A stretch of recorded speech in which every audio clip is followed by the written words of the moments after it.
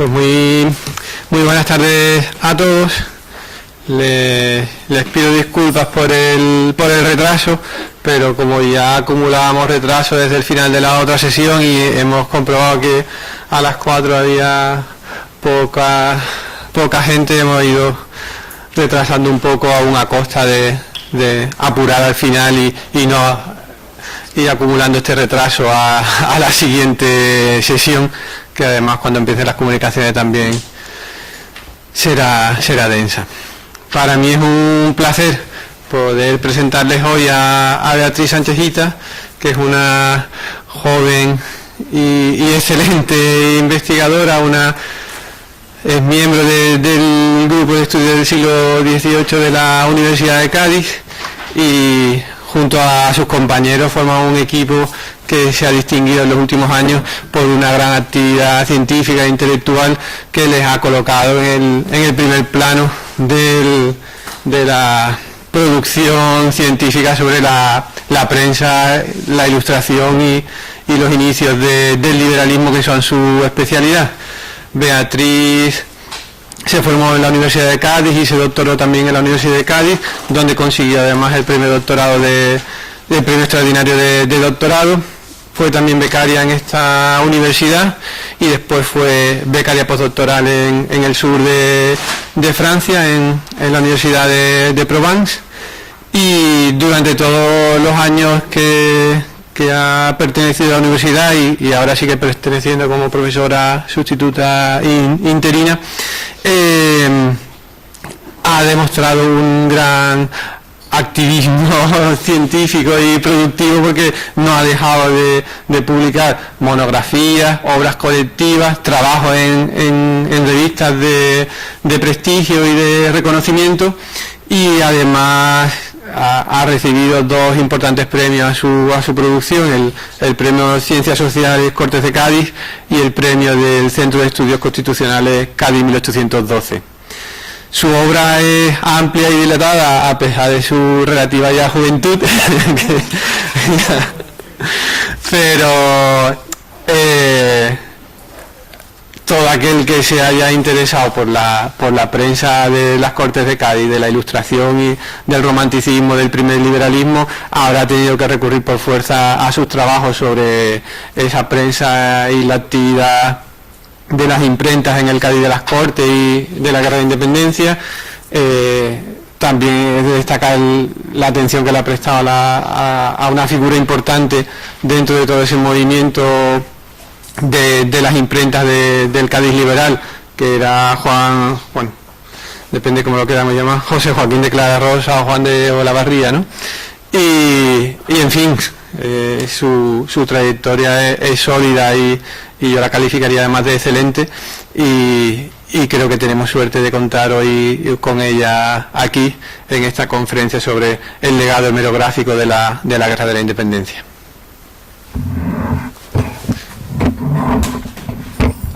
Bueno, voy a comenzar, como el resto de compañeros, agradeciendo al comité organizador de este segundo foro la invitación. Para mí es un placer estar aquí en el mundo de la edición.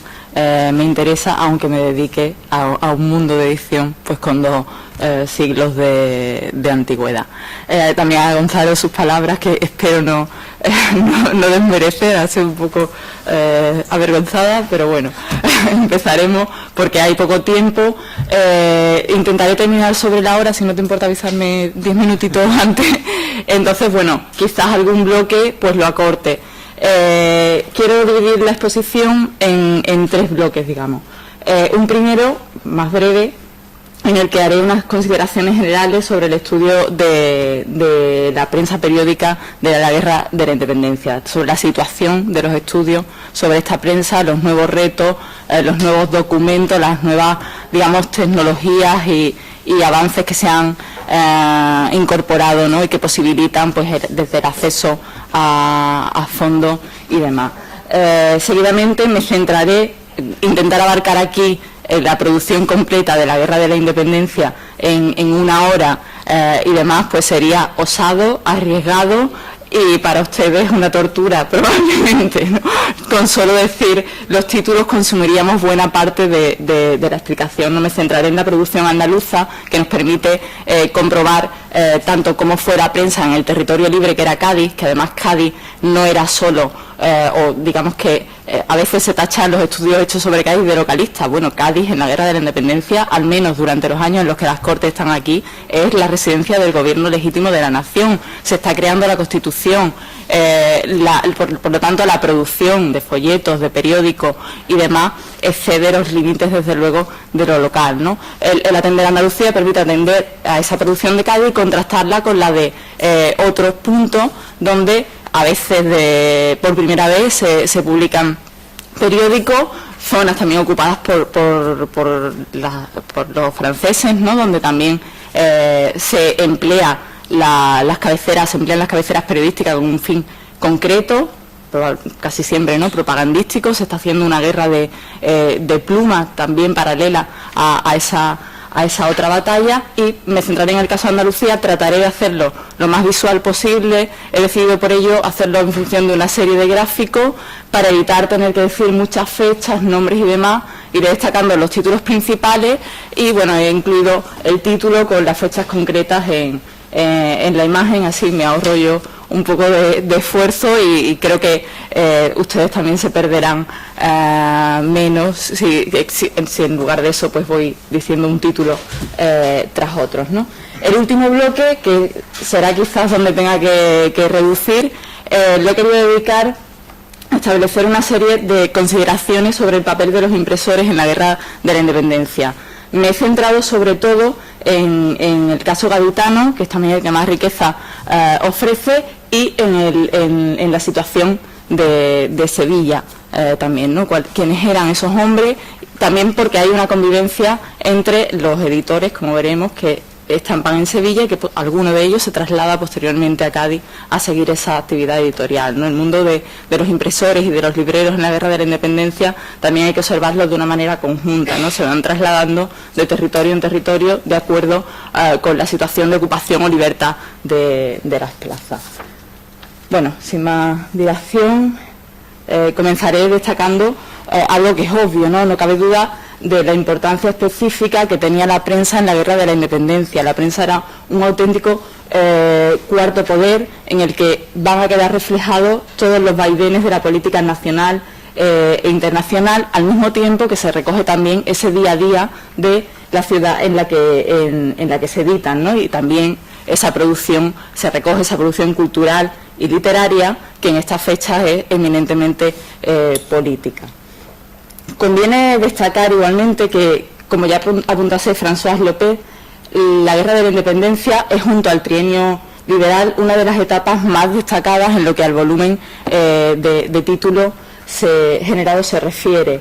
Buena parte de estos títulos son periódicos, y en el caso de los periódicos hay un matiz y una dificultad que presenta su estudio a la hora de contabilizar el volumen de obras surgidos en una época, y sobre todo cuando a lo que se quiere atender es a la capacidad editorial de determinados talleres. Pues no es lo mismo publicar una cabecera diaria con una tirada que se estima en 200 ejemplares al menos para que sea rentable, lo que supone eso de necesidad de prensas, de operarios y demás, que tirar a lo mejor folleto suelto. Entonces ahí en el mundo de la imprenta también hay diferencias entre unos talleres y otros, ¿no? Además de las dificultades lógicas de producir, en el caso de Cádiz, en una ciudad sitiada, donde había una infraestructura que tiene que adaptarse a un nuevo contexto de demanda periodística y, bueno, y de folletos y de información, en definitiva.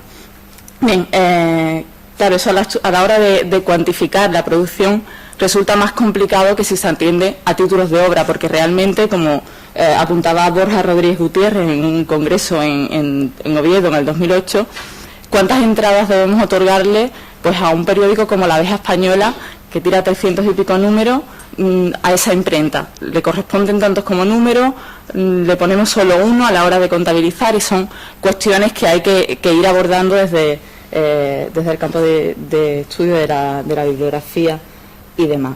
Igualmente hay que añadir que a la hora de estudiar la prensa periódica partimos o empezamos encontrándonos con una serie de obstáculos que son mayores que en otras obras, porque el propio carácter perecedero de muchos periódicos, o de la mayoría de los periódicos, hace que no se conserven colecciones completas, a pesar de que se suponía que la biblioteca de Cortes debía reunir hasta 3 ejemplares de estas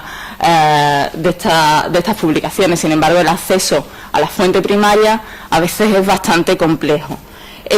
Durante el siglo XIX, XX y XX, bueno, casi a principios hasta inicio del presente siglo, el acceso a los fondos hemerográficos y los estudios que se hacían sobre los mismos se limitaba prácticamente a lo que se conserva en la Biblioteca Nacional, en la Hemeroteca Municipal de Madrid, algún catálogo de colección privada, y era extraordinariamente complejo con esas condiciones, pues analizar de una manera global o discernir si estábamos ante una colección completa de una cabecera o no, salvo los periódicos más conocidos.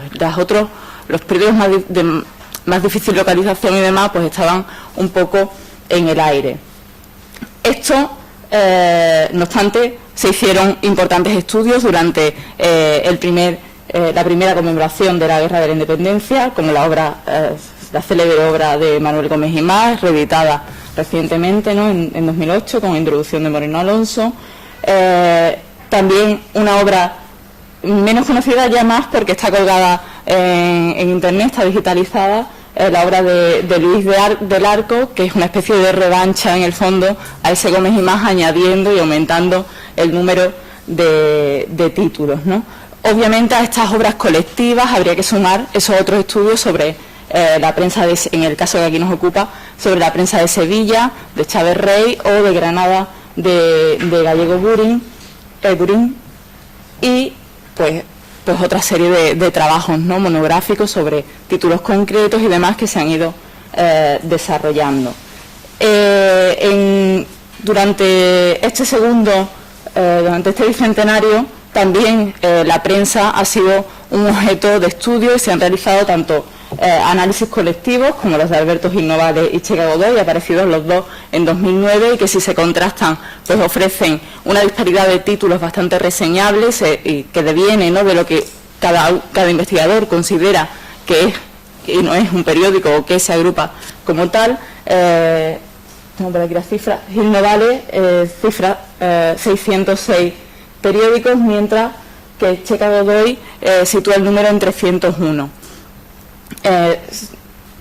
Ahí también, bueno, Gómez y Más añadía 330 y Luis del Arco 481.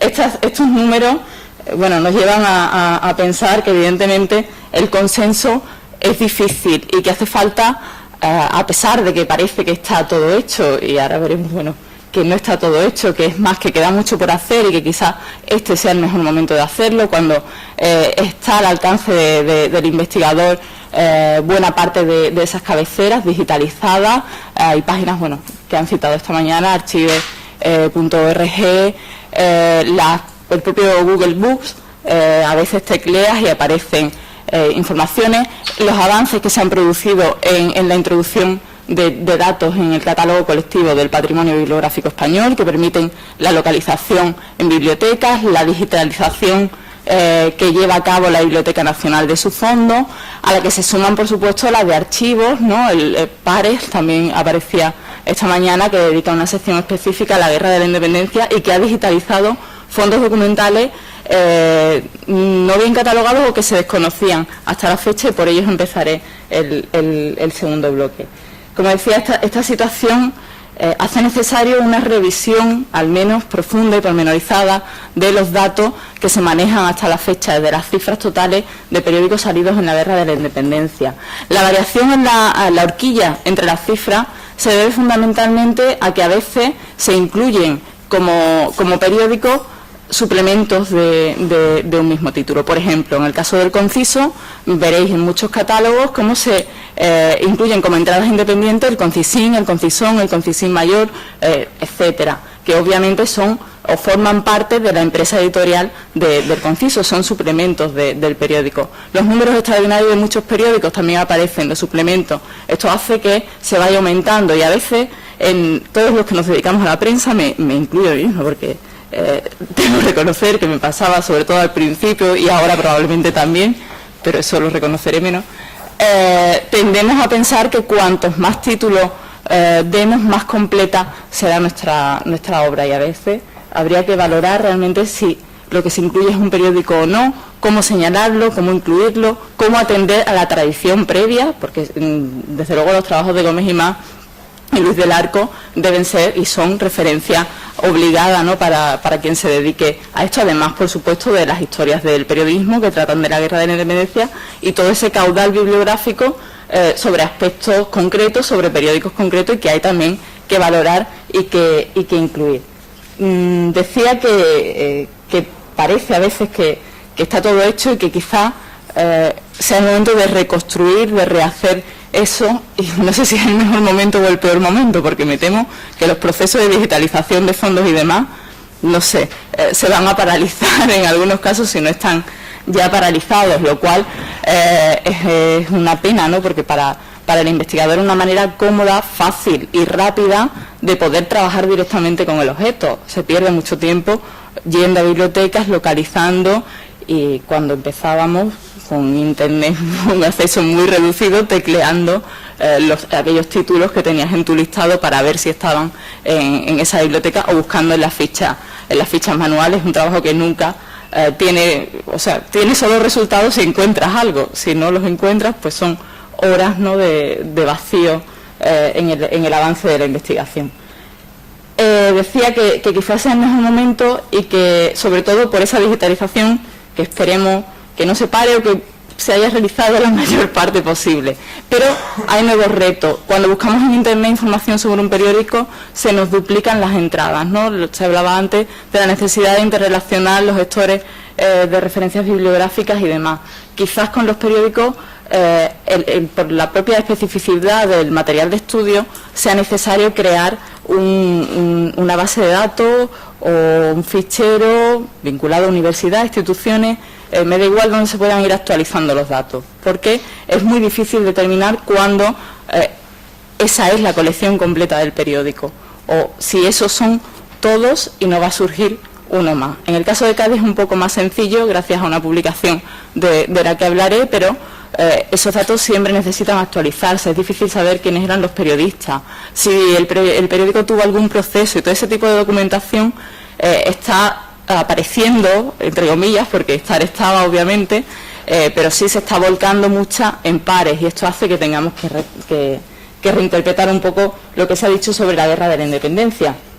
El caso más llamativo es, por ejemplo, toda una serie de solicitudes de licencia previa a la publicación antes del decreto de libertad de imprenta, que obligan, cuando menos, a matizar esa impresión de que existió una libertad de imprenta de hecho, de facto, desde el 2 de mayo, porque, bueno, quizás para folletos y para obras menores sí, pero los editores de periódicos, y veremos ahora varios títulos con los documentos, pidieron licencia al Consejo Reunido o a la Junta pertinente, se establecían censores para los periódicos, se echaban para atrás algunos documentos porque no los admitía la Junta, ¿no? Toda esa documentación hace necesario, pues, echar un vistazo, ¿no?, o reestructurar, reinterpretar todo lo que se ha venido diciendo, porque si no corregimos las cosas, pues estaremos condenados a arrastrar los mismos errores, ¿no?, que se han venido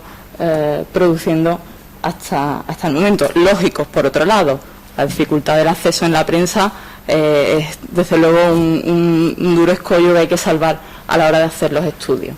Bien, eso en cuanto a la visión que quería dar un poco de cuál era la situación cuando se publique. Mi intención es dar un listado con la bibliografía de cada uno de los títulos, de los bloques periodísticos en Andalucía durante la Guerra de la Independencia, pero obviamente aquí no me voy a detener en ese aspecto.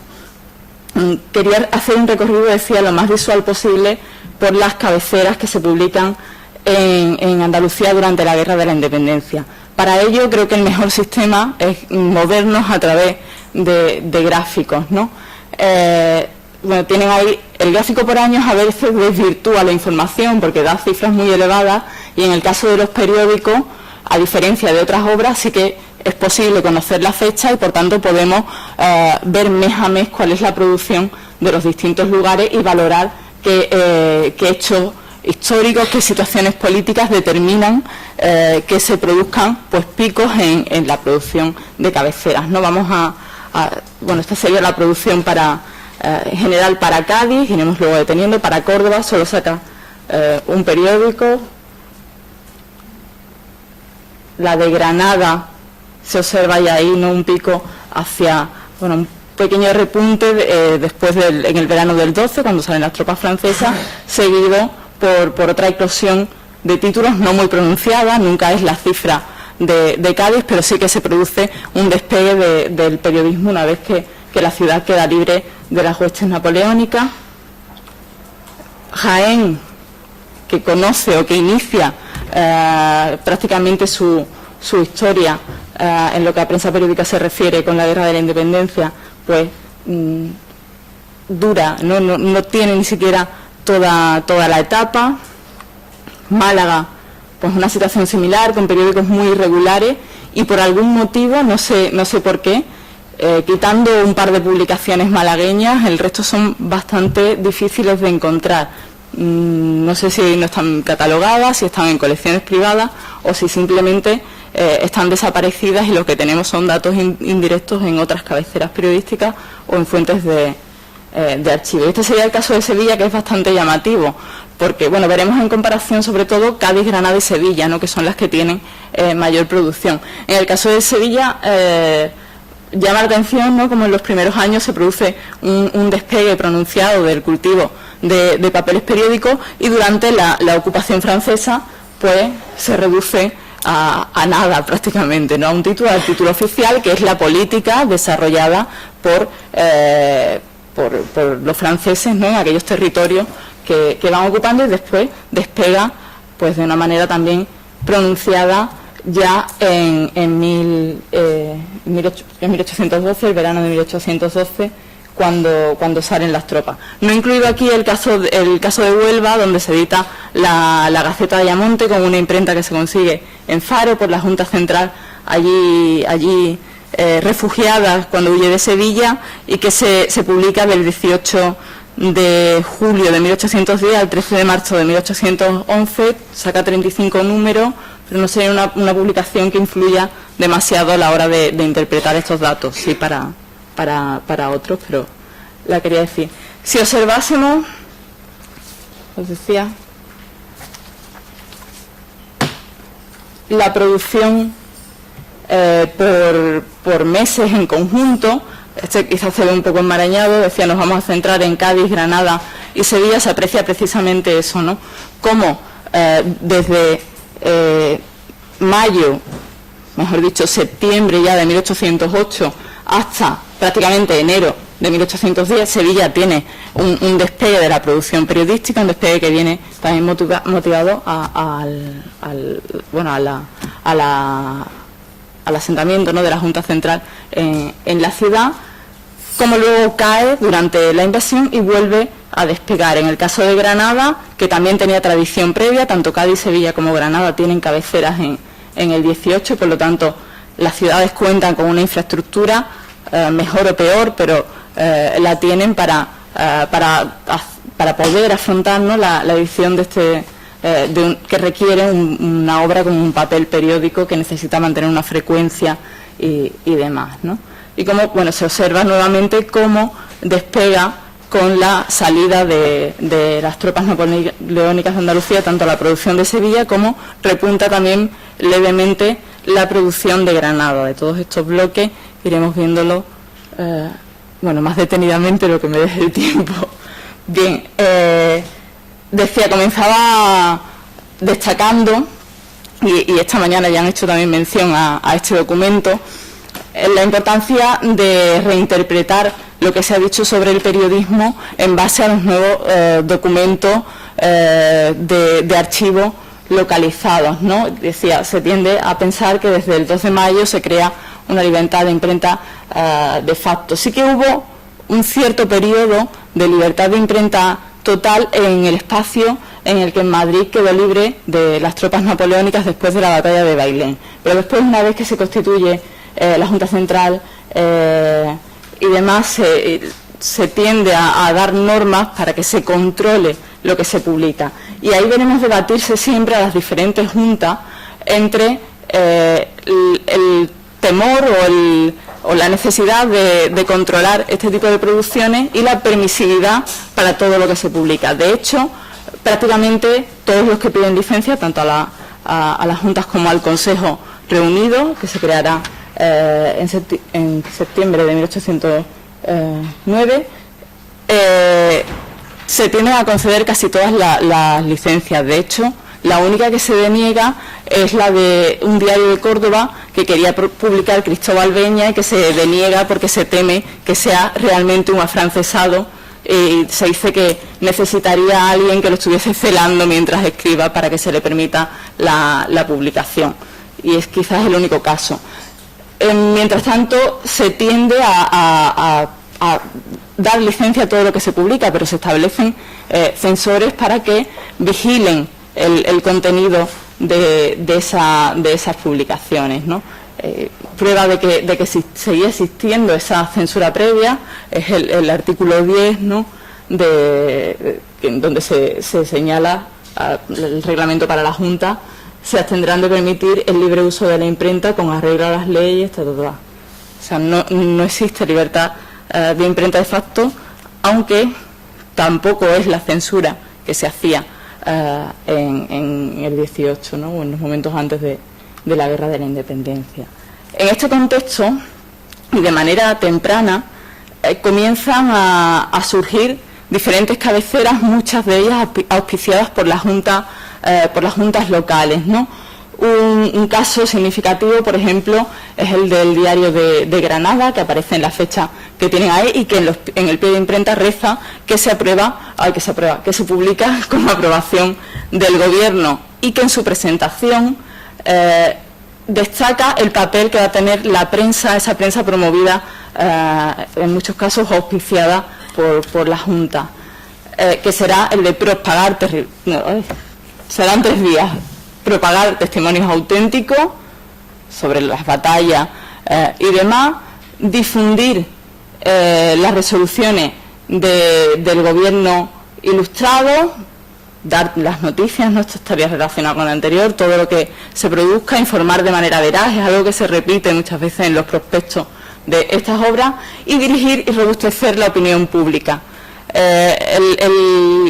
Digamos, ese concepto, ¿no?, de opinión pública, la importancia específica que adquiere durante la Guerra de la Independencia, hace que sea algo recurrente en los periódicos. Todos estaban convencidos de que había que convencer al pueblo para que el nuevo sistema que se estaba creando, que todavía no tenían muy definido, pues saliese adelante, ¿no? Esa necesidad de difundir las ideas, ¿no?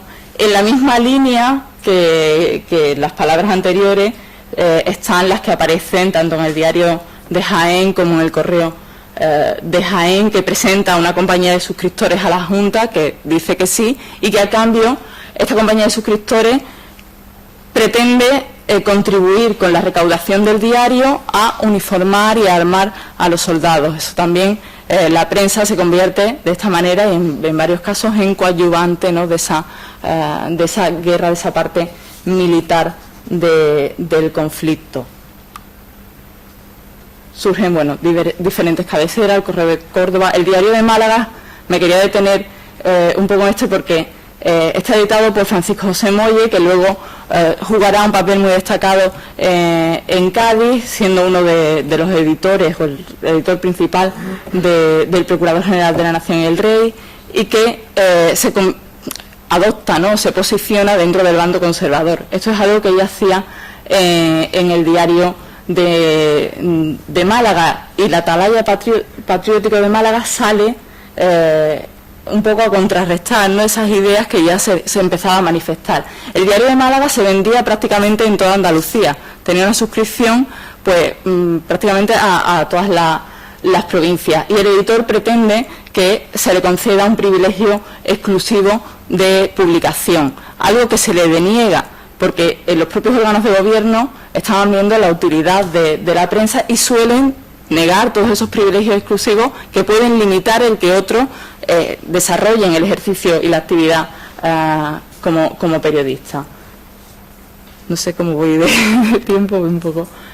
Bien, mientras surgen estas nuevas cabeceras, ¿no?, ahí tenéis unos cuantos títulos significativos, en la publicación aparecerán ya todo. En los territorios que contaban con alguna publicación previa a la Guerra de la Independencia, como es el caso de Cádiz, donde se editaba el Diario Marítimo del Vigía, que prosigue su edición sin cambiar de contenido. Otros, como es el caso del Diario Mercantil, tratarán de adaptarse a la nueva situación política. Esto es algo que se ve claramente en la petición de José Lacroix hecha en octubre de 1809, donde pide que se le permita cambiar el título añadiendo el adjetivo político a la cabecera, y además publicar un periódico para mujeres.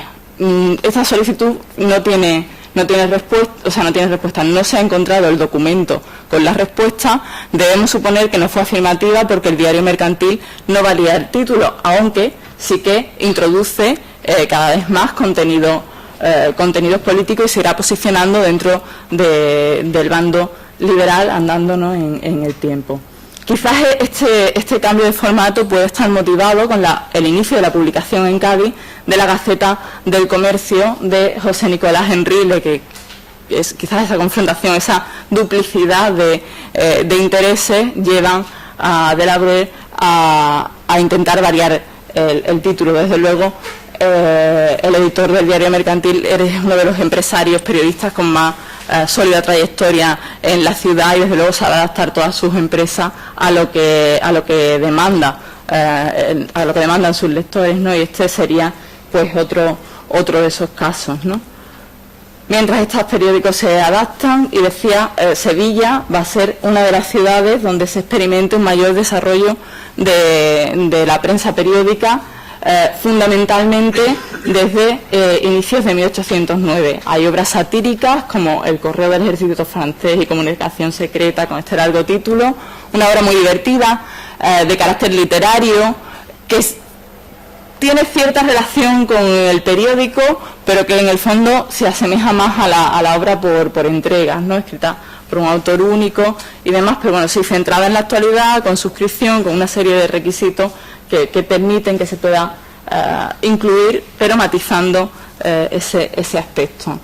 Surgen otras muchas obras, varias gubernamentales, la Gaceta Ministerial de Sevilla, la Gaceta del Gobierno, una órgano de la Suprema Junta, otra de la Junta Central, el Correo Político y Literario de Sevilla, que bueno, se publican todas con permiso. De muchas se conserva la documentación solicitando esa licencia previa de impresión, y de otras sí que figura en los pies de página el que cuentan con el permiso. Uno de los casos más significativos de esta situación de pseudo libertad de expresión y de choque, digamos, con ese nuevo contexto será el del Semanario Patriótico, que precisamente finaliza su edición en Sevilla por presiones de la Junta, ¿no? Y Quintana decide suspender la edición y reaparecerá en Cádiz precisamente 10 días después, 12, de que se promulgue la libertad de imprenta, explicando en esa nueva reaparición en Cádiz cuáles fueron los motivos del cese en Sevilla, que fueron esos: el verse presionado desde los órganos gubernamentales y no poder contar o expresar o contar las cosas en definitiva como querían. También uno de los títulos curiosos de esta época de Sevilla será el vencedor católico por el amante de la religión, que su objetivo editado por Manuel de Santo Tomás Tragia, cuyo objetivo es diferente a los otros o pretende posicionarse en otra vía y adelanta ya la que será una de las corrientes destacadas del periodismo sevillano, que tiende a ser más conservador que el de Cádiz o el de Granada. Dice que sale en el prospecto que su misión es la de ofrecer una visión de los acontecimientos históricos desde la piedad y la religión católica ante la avalancha de periódicos políticos y militares. Se posiciona, digamos, como un portavoz o un defensor de la religión. Otros de los títulos que solicitaron licencia será el voto de la Nación Española. También pidió licencia un título con el título de Correo de los Ejércitos, pero lo hizo un poco tarde porque pide permiso el 12 de diciembre de 1809 y se le otorga el permiso el 3 de enero de 1810.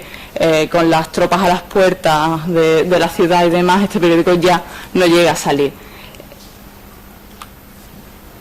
Cuando la Junta Central se traslada a Cádiz y se constituye la regencia, se inicia, digamos, recae, ¿no? Veíamos en el gráfico la producción en Sevilla y se va a originar un paulatino repunte de la producción periodística en la ciudad de Cádiz. Siguen editándose, como ya decía antes, el Diario Marítimo y el Diario Mercantil, que varía sus contenidos, y empiezan su carrera tanto la Gaceta de la Regencia de España e India, que en su primer número explica que es continuación de la Gaceta del Gobierno que se publicaba en Sevilla y que había quedado en manos de los invasores.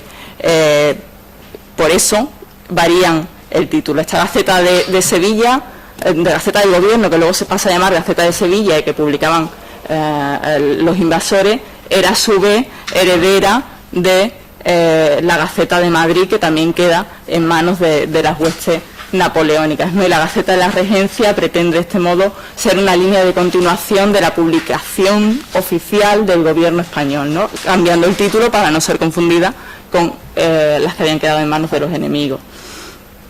Se edita también ahora la Centinela de la Patria, por encargo del gobierno, la edita Cammani, y piden licencia para su impresión varios periódicos de la época. El primero de ellos será el Observador, de Francisco de la Iglesia de Rá y Pedro José Daza.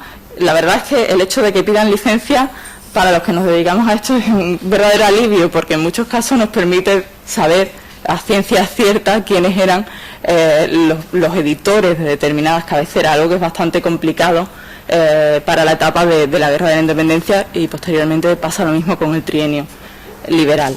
También pidió licencia para su publicación una de las cabeceras más destacadas de la época, como es el Conciso, que además será el periódico que en cierto modo marque la pauta de edición de los periódicos venideros. Será un periódico breve que quiere hacer la guerra de pluma contra los invasores y que sale pues con licencia primero en los días pares y desde abril de 1811 ya todos los días.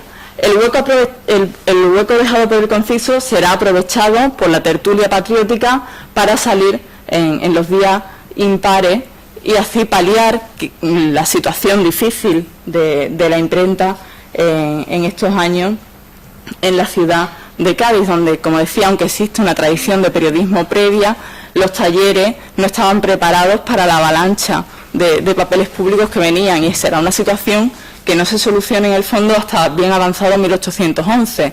Habrá muchos periódicos que nazcan y no consigan afianzarse como oferta por no poder cumplir pues con su periodicidad y con una serie de factores que requiere la publicación de papeles periódicos.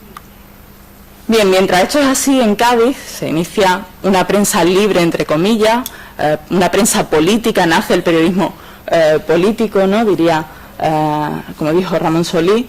En el resto de territorio, la producción, digamos que se produce un receso marcado en el que las únicas publicaciones son las oficiales, las que editan los órganos josefinos, y que las convierten también en mecanismos de propaganda de su política. Dan noticias de la guerra. Es muy curioso, por ejemplo, confrontar qué se dice en una publicación en la Gaceta del Gobierno de Granada sobre la situación de Cádiz, que está, como siempre, a punto de caer, está ya para claudicar, y lo que se dice en Cádiz de la situación en la que se encuentran los españoles de los territorios ocupados, que pasan hambre, que pasan miseria, que se pasan al territorio y demás, ¿no? Claro, el hecho de que exista solo la publicación oficial en las poblaciones, en las zonas ocupadas, pues tiene bastante sentido, ya que aunque la Constitución de Bayona se establece que existirá la libertad de imprenta, se da un margen de 2 años para su aplicación, y obviamente hubiese sido un riesgo permitir la prensa libre en un territorio que acabas de ocupar, donde los vecinos se han estado enfrentando pues cuerpo a cuerpo con los invasores, ¿no? En estos periódicos, como decía, sirven de propaganda del gobierno josefino. Si crean escuelas, se publicita. Cuando Napoleón se casa, se dota a las mujeres jóvenes del pueblo que quieran casarse, pues se les da una dote, se hacen fiestas, se festeja todo, se publican pues todas las mejoras, ¿no?, que está haciendo ese gobierno, que se presenta como ilustrado y como aquel que va por fin, ¿no?, a avanzar, a hacer que avance esa sociedad, criticando siempre, bueno, con moderación el papel de la religión y de la superstición, pues no deja de ser un tema delicado. Incluso en un momento dado en Granada se trata de publicar una cabecera de carácter literario, el Ambigú Literario, que tras 4 números deja de tirarse porque apenas tiene suscriptores, llega a tener como 25 o 28 suscriptores, con lo cual pues no cubre para nada los gastos de impresión, pero que sí que forma parte, ¿no?, de esa parte de publicidad del gobierno josefino hacia sus avances y su preocupación por ilustrar al pueblo español. Bien, en esta situación llegamos al momento en el que se promulga la libertad de imprenta, con prácticamente todo el territorio ocupado, excepto Cádiz y la isla de León. Ahí tenéis el listado de títulos publicados desde noviembre hasta marzo de 1812, porque en marzo de 1812 en Cádiz vuelve a caer la producción, y contrastadas la edición en el conjunto, ¿no?, de las zonas que se publican periódicos en Andalucía.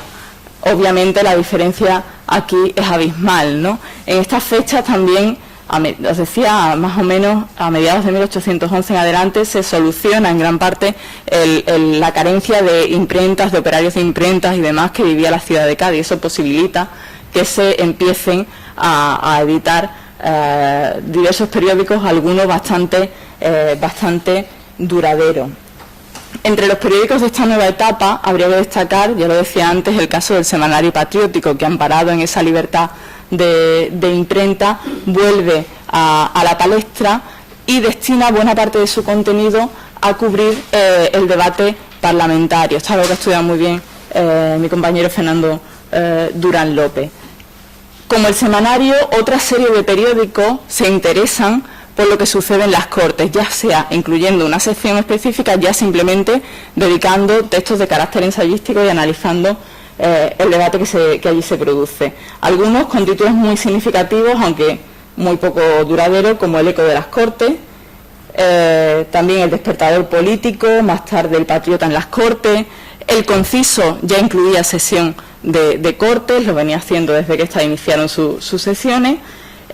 Y esta situación, esta demanda, quizás esta circulación de las noticias de lo que ocurre en esas reuniones de los diputados, fomenta o propicia que surja el que será el diario oficial de las propias Cortes, ¿no?, el diario de las sesiones y actas de las Cortes, que nace. El prospecto se edita en diciembre de 1810, empieza su andadura en 1811, sale por lo tanto con bastante retraso, y aunque es diario se publica de manera bisemanal. el título aquí no, bueno, es algo que ocurre con varios periódicos de la época, y su objetivo era convertirse, digamos, en una especie de crónica histórica que durase, ¿no?, que perdurase y que quedase para la posteridad. Bueno, voy a ir abreviando. Esta sería un poco la situación, ¿no? La temática de cortes ocupa buena parte de la producción o de los contenidos de las cabeceras de esta época, donde a lo que se suma el inicio del debate parlamentario, que hace que numerosas cabeceras que no trataban estos temas se interesen y den noticias de los artículos de la Constitución que se están debatiendo. En el verano de 1811 surgirán dos cabeceras serviles bastante destacadas, el Censor General y el Diario de la Tarde, del Marqués de Villapané, que equilibrarán un poco la balanza, ¿no? Pues hasta ahora se había inclinado quizá la producción más hacia el bando liberal, pero si nos fijásemos en lo que se refiere a la duración y a la periodicidad de las cabeceras, veremos que el debate está mucho más equilibrado de lo que a simple vista puede parecer, ¿no? Dando servir teníamos la Gaceta del Comercio, la Gaceta de Cádiz, el Celador Patriótico, el Diario de la Aurora, muy efímero, el Celador, pero sin duda el Diario de la Tarde y el Censor General equilibran el debate. Será algo que ya se mantenga durante toda la etapa, donde es frecuente que cuando surge un título liberal aparezca casi de manera paralela el contrapunto servil. Bien, bueno, esto... Perdón, no he pasado la diapositiva. También de esta época es uno de los periódicos que decía, para mí, uno de los más importantes de la Guerra de la Independencia, porque es un periódico de corte moderno, con gran variedad de contenido y que nos permite, pues, fechar numerosos folletos y saber que salieron, porque el redactor general hace un extracto de todo lo que se publica al día siguiente de su publicación. Entonces, de muchos periódicos de los que no quedan cabeceras o no se han localizado, sí que podemos al menos saber mínimamente, pues los extractos tampoco son demasiado extensos, qué trataron, cuándo salieron, si tuvieron alguna polémica, pues también se solía reflejar eso en la calle ancha. Paulatinamente se va diversificando la oferta. Surge el telégrafo americano con el deseo del editor de ilustrar a los diputados en la noble tarea de constituir la nación sobre el tema de América, pero fracasa, pues no vende lo suficiente, cancelada, sufragada solo la publicación del periódico y no consigue mantenerlo durante mucho tiempo en el panorama, ¿no? La década le pasa lo mismo, el periódico militar, un periódico para militares, vemos cómo se va diversificando toda esa oferta periodística. Surgen también el Mentor, el Ilustrador Popular, etcétera. En esta situación llegamos al final de la ocupación napoleónica. Veíamos, aquí lo tenemos ya, sería el verano, agosto de 1812, cuando salen las tropas de Andalucía, cómo vuelve a repuntar esa producción de títulos en Sevilla y en Granada. Y en este momento se va a observar una diferencia en lo que se refiere a la politización de los temas tratados. Cádiz, donde el elemento liberal es mayoritario en números, y como decía, sí que existe un contraste entre cabeceras, tiende más hacia el lado liberal. Granada a veces está un poco más hacia el lado liberal que Cádiz, incluso hay títulos que pugnan entre ellos por su liberalismo extremo en algunos casos. Es muy curioso porque existe una convivencia entre los periódicos de Granada de esta época y los de Cádiz. se plagian títulos del Conciso, el Duende de los Cafés copia un catecismo político de una publicación granadina, y existe ahí una especie de convivencia, no sé cómo era de pacífica. Desde luego ninguno denuncia el plagio, con lo cual debemos suponer que quizás no estaban muy en desacuerdo, ¿no? Todo sea por difundir aquello que querían expresar. Mientras tanto, Sevilla, que ya desde 1809, ¿no?, con esta publicación, El Vencedor Católico, denotaba la existencia de un elemento ahí conservador, se va a ir posicionando cada vez más dentro del bando conservador. Decía, es la época del enfrentamiento liberal. En Cádiz, 2 publicaciones destacadas: La Abeja Española, surge la abeja el 12 de septiembre, y el 1 de octubre aparece El Procurador. Como os decía, a partir de esta época a veces se articula como una suerte de batalla entre periódicos de tendencia diferenciada. También en esta época, bueno, tendemos el periodismo sigue desarrollándose.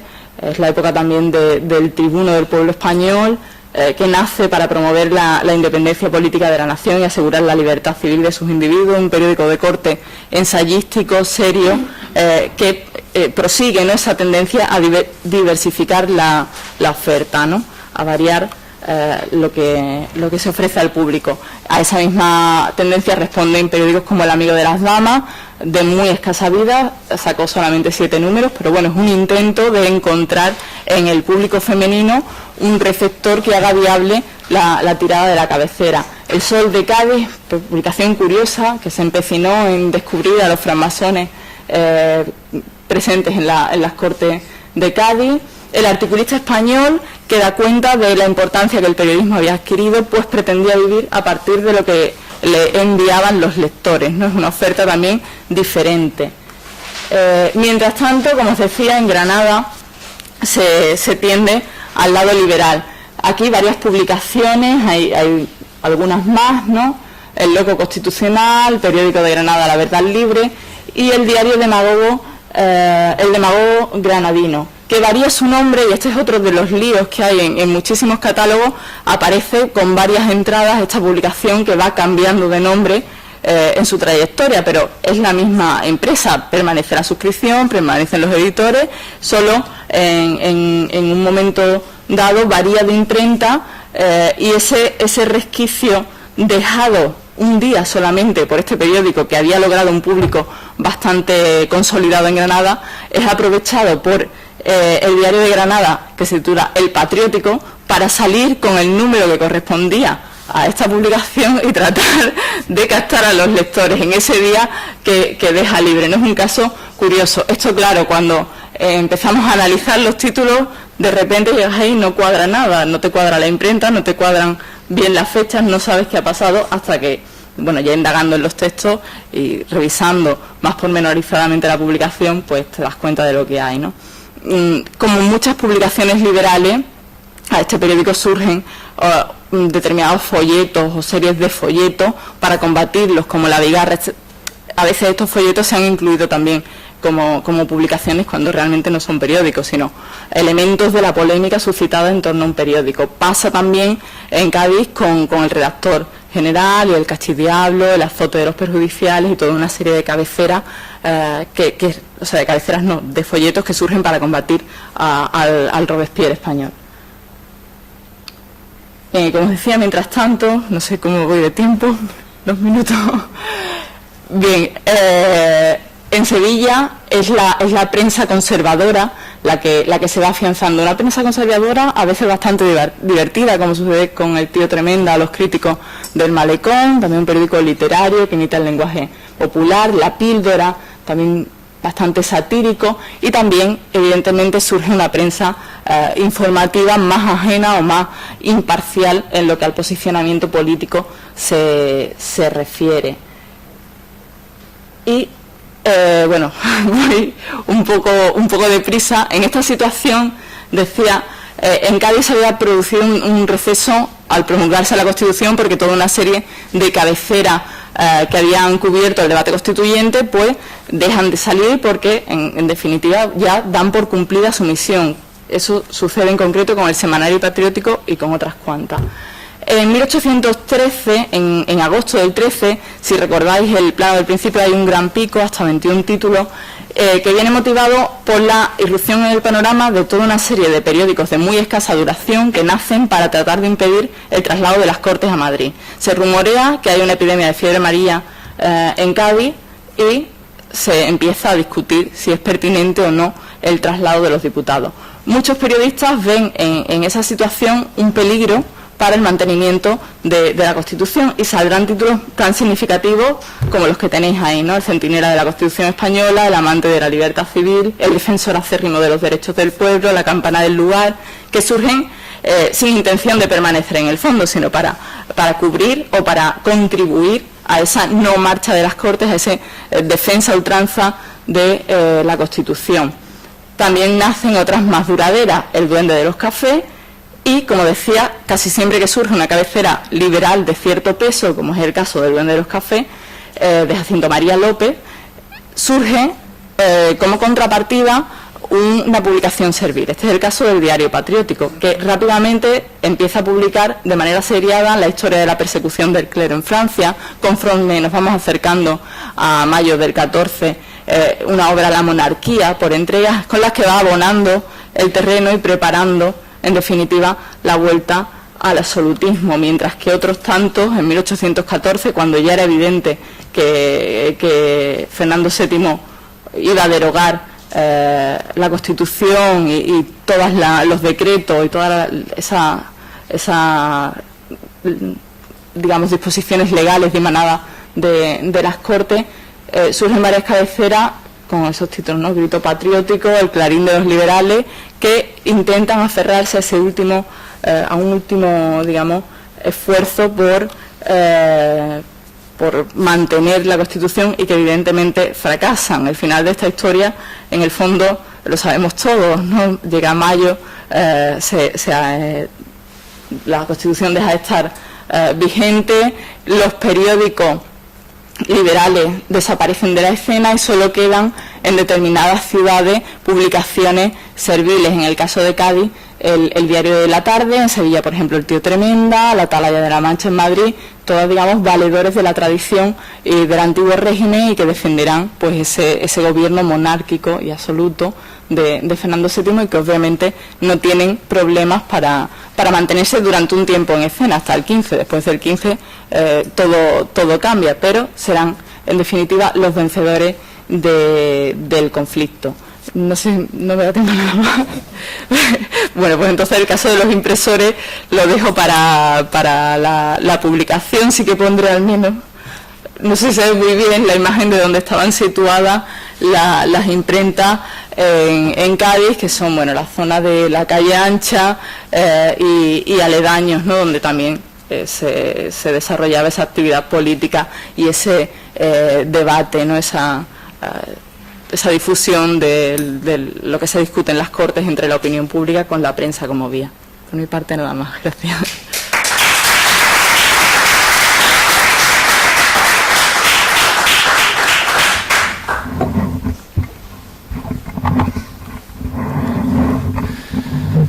Decía Beatriz al principio de su intervención que le daba la impresión de que quedaba mucho por hacer en este campo. Después de la intervención a mí me da la impresión contraria, ¿no? que ha trabajado tanto sobre él que queda poco ya por definir. Yo le he metido un poco de prisa por dejar, aunque sea 5 minutos de margen. Si hay alguna pregunta, alguna... Sí, pues hace falta micrófono, no está la azafata. Sí, bueno, como... Se graba ahí,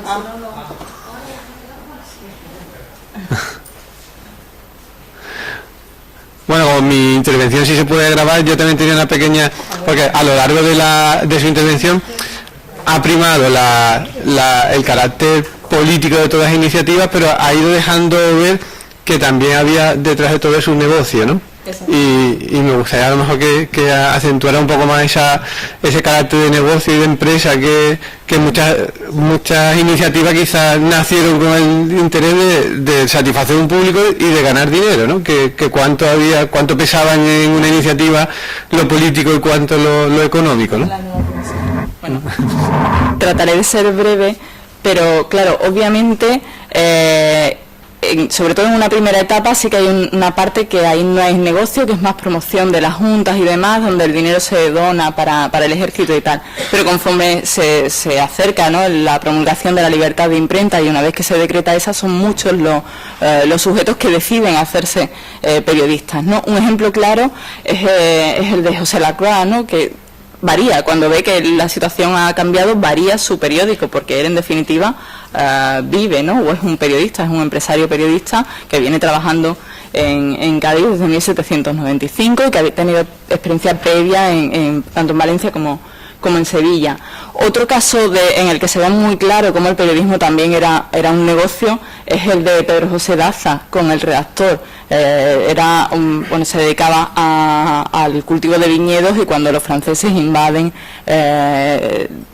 Sanlúcar, que es donde los tenía, decide convertirse en periodista. Tiene una fase de aprendizaje, ¿no? Lo veíamos vinculado al Observador y también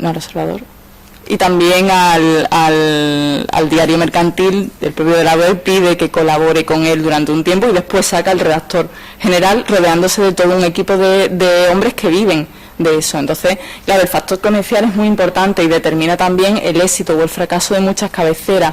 En total, si quitamos los proyectos nonatos en Cádiz, estaríamos rondando los 71 títulos, 74 si incluimos aquellos que nos salieron. Evidentemente no todos consolidan la oferta porque falla, pues precisamente eso, la necesidad de lectores.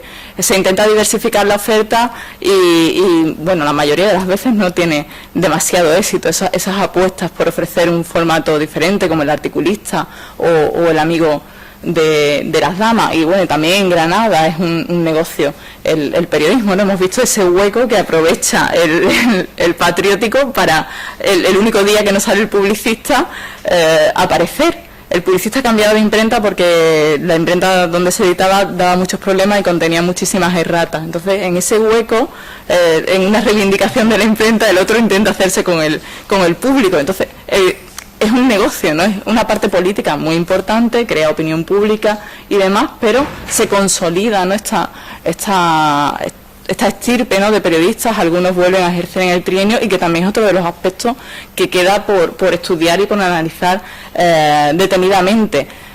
Insisto, con la complejidad que entraña, la dificultad muchas veces para saber quién se encuentra detrás de un periódico. A veces deseas que haya tenido un encontronazo con una junta de censura o que pidan licencia o que los persiga Fernando VII cuando vuelvan para saber quiénes eran, ¿no? Para saber quién se escuda detrás de seudónimos, de iniciales y demás en ese negocio, ¿no?, que es el periodismo, ¿no?, ese cuarto poder. Sí, bueno, nada, brevemente. Quería, aprovechando tu amplio conocimiento sobre el tema, pues bueno, sé que hay, no sé si por plagio o fuera del clima.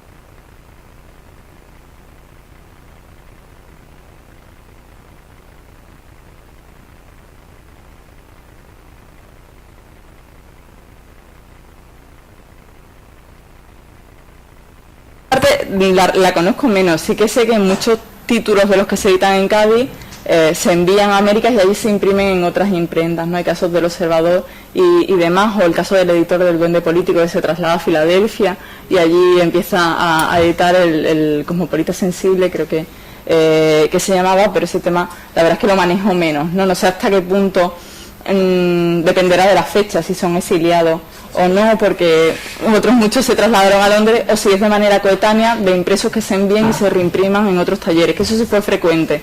Y bueno, era una manera también de difundir determinadas noticias. Quizás no se reimprime la colección entera de La Abeja o del Observador, pero sí números sueltos.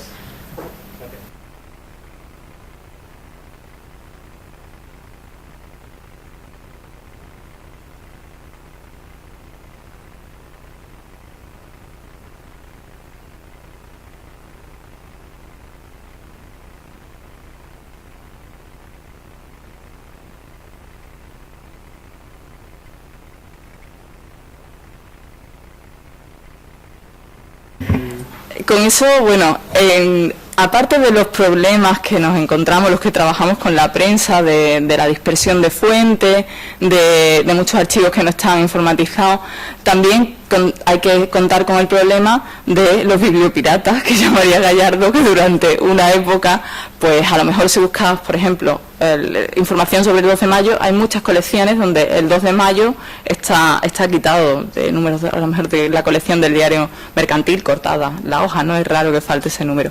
Y el diario marítimo de Vigía del 12 es curioso porque en ningún sitio en temas gaditanos tiene muy buena colección y falta precisamente ese año. Y después, en ninguna otra biblioteca, ese año 12 del diario mercantil, del diario marítimo, está localizable, no existen referencias. No sé, quizás hay algún coleccionista privado que acabe donando su fondo, no lo sé. Yo he encontrado copias de periódicos que en Cádiz están digitalizados y no se encuentran en archivos extranjeros. Es decir, los jefes de delegaciones extranjeras que estaban en Cádiz mandaban copias de periódicos a sus delegaciones, o sea, a sus países. Entonces, en el archivo extranjero se encuentran copias, pero nunca las ediciones completas.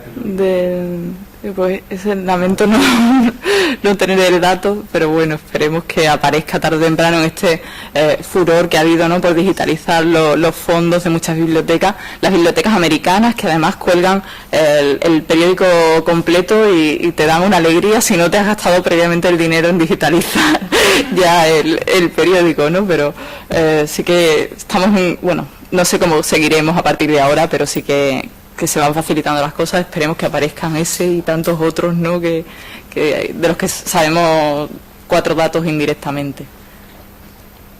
¿Alguna cuestión más? Pues cumplimos casi con el tiempo. Muchísimas gracias de nuevo, Beatriz, y a todos ustedes.